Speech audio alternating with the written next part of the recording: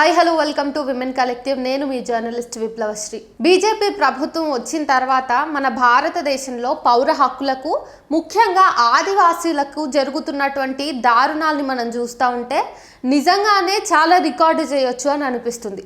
ఎందుకంటే బీజేపీ ప్రభుత్వం వచ్చిన తర్వాత ఇటు రాజ్యాంగ పరిరక్షణ విషయంలో కానీ, లేదంటే రాజ్యాంగాన్ని ఫాలో అవ్వటంలో కానీ, అది కూడా కాదు అని చెప్తే రాజకీయ నాయకులు ప్రజల జీవితాల్ని ఎంత అకౌంట్ చేస్తున్నారు అన్న విషయాన్ని గమనించినట్లయితే ఖచ్చితంగా దళిత, మైనారిటీ, ఇంకా ఆదివాసీ మహిళల మీద కుల దురహంకారం కానివ్వండి, లేకపోతే వాళ్ళు ఖచ్చితంగా కింది స్థాయి ప్రజలు కాబట్టి వాళ్ళకి ఎటువంటి న్యాయము ఉండదు, వాళ్ళకంటూ మానవ హక్కులు అనేవి ఇక్కడ గౌరవించబడవు అని చెప్పేసేదానికి సంకేతంగా ఎన్నో ఉదంతాలు జరిగినాయి గత 10 ఏళ్లలో చూసుకున్నట్టయితే.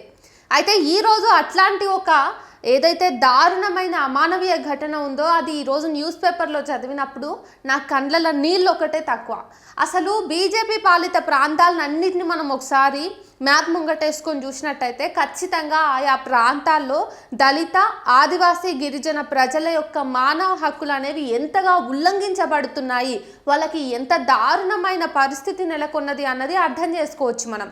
ఎందుకంటే ఈరోజు ఏదైనా సమస్యతోటి ఒక దళితుడు కానీ, గిరిజన బిడ్డ కానీ, ఆదివాసీ బిడ్డ కానీ పోలీస్ స్టేషన్కి న్యాయం కోసం పోయినప్పుడు అతనికి న్యాయం దొరకపోవడం అనేది మనం చూస్తూనే ఉన్నాము. సుదీర్ఘ కాలం పాటు వాళ్ళు ఎంతో కష్టపడి న్యాయం కోసం అహర్నిశలు తాపత్రయపడితే కూడా ఈరోజు వాళ్ళ దిక్కు తప్పు లేకున్నా కానీ, వాళ్ళ మీద తప్పుడు కేసులు బనాయించడం కానీ, లేకపోతే వాళ్ళకి న్యాయం అనేది దొరకకుండా చేయడం కానీ జరుగుతున్న ప్రస్తుత కాలంలో నేను ఈరోజు చదివినటువంటి ఒక వార్త అనేది చాలా దారుణంగా అనిపించింది. మీ దగ్గర ఖచ్చితంగా దాన్ని పంచుకోవాలనిపించి నేను ఇట్లా వచ్చిన. ఒడిశా రాష్ట్రంలో బలంగిర్ అనే ఒక జిల్లాలో జరిగినటువంటి ఈ ఘటన ఏంటంటే, ఒక గిరిజన మహిళ, ఆమె వయసు వచ్చేసి కేవలం 20 ఏళ్ళు.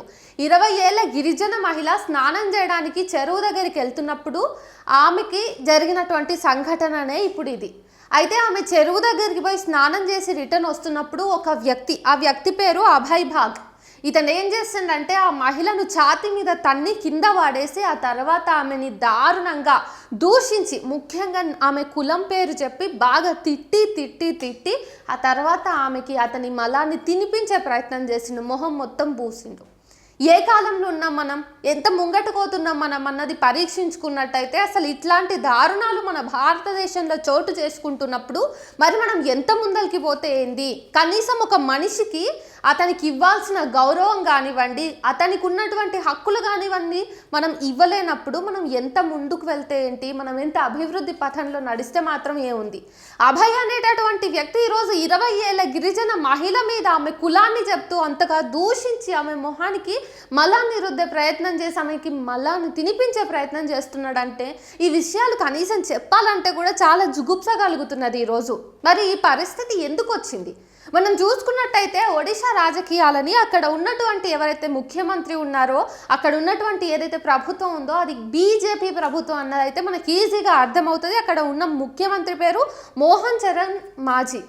సో ఈ వ్యక్తి మరక్కడ ఆదివాసులకు, గిరిజనులకు కులం పేరు మీద దారుణమైనటువంటి హింస జరుగుతున్నప్పుడు ఏం చేస్తున్నట్టు? బీజేపీ పాలిత ప్రాంతాల ప్రతి ప్రాంతాల్లోనూ కూడా మనం ఇది గమనించినట్టయితే గిరిజన, ఆదివాసీ, దళిత జీవితాలకు ఏమాత్రం కూడా గౌరవం కాదు కదా, కనీసం రక్షణ లేని పరిస్థితులు ఈరోజు ఉన్నాయి. అయితే మరి ఈరోజు అభయ్ అనేటటువంటి వ్యక్తి ఆ 20 ఏళ్ళ గిరిజన మహిళ మీద చేసినటువంటి దారుణానికి కారణం ఏంటి అన్నది చూసినట్టయితే, ఇంతకు ముందు కూడా ఆ అభయ్ అనే వ్యక్తి ఈ 20 ఏళ్ళ ఆదివాసీ మహిళకి సంబంధించినటువంటి పొలంలోకి ట్రాక్టర్ని వేసుకపోయి ఆమె పొలాన్ని మొత్తం చెడిపేసిండంట. అంటే కోతకొచ్చిన పొలాన్ని ట్రాక్టర్ తీసుకొని పోయి మొత్తము దారుణంగా దాన్ని గెలికిస్తే అసలు ఆ పంట అనేది పనికి కూడా రాకుండా చేస్తే ఆ మహిళ తన తల్లితో కలిసి నిరసన వ్యక్తం చేసింది. ఈ నిరసన చేసినందుకు గాను కులం తక్కువ దానివి నువ్వెట్లా నిరసన చేస్తావు, అది కూడా నాకు వ్యతిరేకంగా నువ్వు నిరసన చేస్తావా అని చెప్పేసి ఆమె కులాన్ని తిట్టి దాన్ని ఒక పగలాగా పెంచుకొని ఈరోజు 16వ తారీఖు నవంబరు ఈ ఘటన అనేది అతను చేసిండు. అక్కడికి ఆమె తల్లి అతన్ని వారిస్తుంది, ఆపుతుంది. అరే నాయన నువ్వెక్కడ వచ్చినావు రా బాబు, నా బిడ్డను నాశనం చేస్తున్నావు, అది ఇది అని చెప్పేసి వాళ్ళ తల్లి బాగా ఏడ్చుకుంటా అతన్ని శాయశక్తుల దూరం చేసే ప్రయత్నం చేసింది. కానీ వాడి బలం ముందు పాపం ఈ తల్లి కూతుర్లు నిజంగా బలహీనులు అయిపోయినారు. ఇంత దారుణం అయితే జరిగిపోయింది. బీజేపీ ప్రభుత్వం ఇట్లాంటి ఘటనలకు పూర్తి స్థాయి బాధ్యత తీసుకోవాల్సిన అవసరం ఉంది. డబుల్ ఇంజన్ సర్కార్ అని వస్తే ఏదో పొడుస్తాము, పీకుతాము, నాటుతాము అని చెప్పేసి మోడీ ప్రతి ఎన్నికల ప్రచారంలో కూడా బాగా ప్రగల్భాలు పలుకుతాడు కదా. మరి డబుల్ ఇంజన్ సర్కార్ ఉన్న చోట ప్రజల యొక్క మానవ హక్కులు ఎట్టుపోతున్నాయి? పౌర హక్కులకి ఎందుకు ఇంత దారుణమైనటువంటి అవమానం జరుగుతుంది?